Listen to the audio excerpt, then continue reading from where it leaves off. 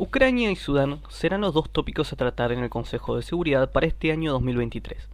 En este video nos centraremos en tratar de entender el conflicto ucraniano, y para eso empezaremos con un poco de contexto histórico.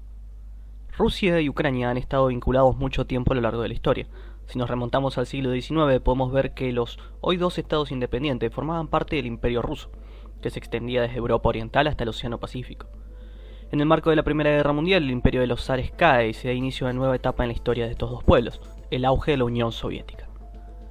Dentro de Ucrania, la zona más oriental, conocida como el Donbass, presenta un auge económico. Los recursos naturales de la región son propicios para el desarrollo de una industria pesada y, ante la falta de población local causada por los estragos de la Gran Guerra Patria, los flujos migratorios dentro de la propia URSS llevan a una rusificación de la zona, es decir, cada vez más rusos elegían el Donbass para vivir. Cabe recalcar que si bien ucranianos y rusos son pueblos eslavos, tienen diferencias que serán caldo de cultivo para la guerra que vivimos hoy en día. Crimea es un caso especial. Históricamente pasó por las manos de muchos estados, pero dentro de la Unión Soviética tuvo un periodo de relativa autonomía, para luego ser integrado a Rusia. Con la muerte de Stalin y el nuevo gobierno de Nikita Khrushchev, Crimea, de mayoría étnica rusa, fue cedida a Ucrania. Tengamos en cuenta que tanto los flujos migratorios como las transferencias de territorio no implicaban un problema en la época soviética, ya que, como vimos anteriormente, Ucrania y Rusia estaban unidos. La Unión de las Repúblicas Socialistas Soviéticas se disolvió en diciembre de 1991. Repúblicas independientes florecieron y mantuvieron las fronteras existentes, entre ellas Ucrania. Hacemos un salto en el tiempo. Es el año 2012 y Ucrania, si bien aqueja males económicos, es una economía con proyección a futuro y para la Unión Europea una interesante apuesta de cara a su bloque. Es así que inicia negociaciones con el por entonces presidente Yanukovych para acordar el ingreso del país al bloque europeo, con el estatus de asociado.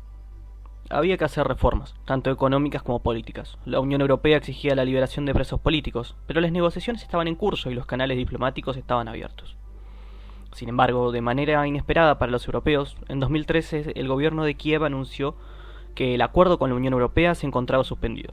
Ucrania rechazaba a Europa, y estos últimos culpaban a Rusia de interferir en las negociaciones. Parte de la población ucraniana se había ilusionado con la posibilidad de entrar a la Unión. Era un nuevo mercado y traía consigo posibilidades de desarrollar el país mediante inversión. La parte más oriental del país, de mayoría étnica rusa, se encontraba más a favor de estrechar lazos con su vecino eslavo y no veían con buenos ojos integrar un bloque de corte europeísta. Lo que es cierto es que las protestas ante la caída del acuerdo no se hicieron esperar y manifestantes antigubernamentales se congregaron en las principales ciudades occidentales del país, exigiendo la firma del acuerdo con los europeos y posteriormente la renuncia de Yanukovych. Este hecho es conocido popularmente como el Euromaidán. Las manifestaciones fueron cada vez más violentas, mientras que la respuesta del gobierno también lo era. La represión y el caos llevaron a la renuncia de Yanukovych en 2014, con su posterior exilio. El gobierno quedaría en manos de la oposición. En el este del país se da otro fenómeno.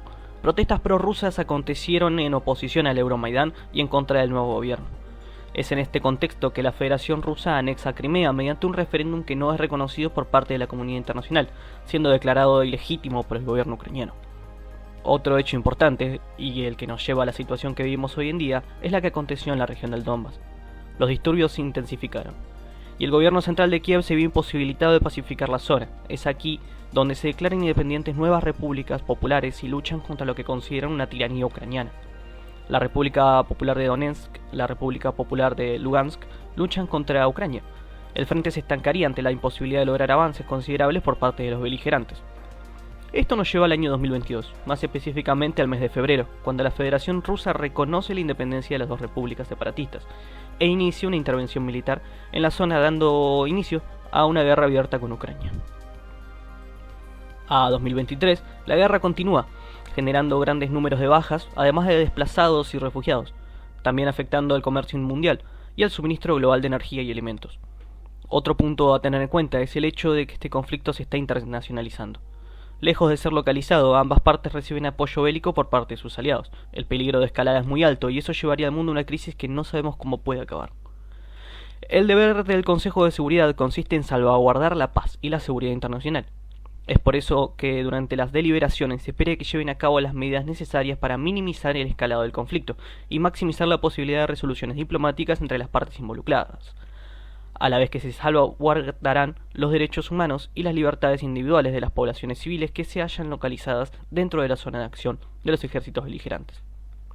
Sin más que decir, desde el equipo de MODEM los saludamos y les recordamos que estamos a su disposición para consultas de cualquier índole.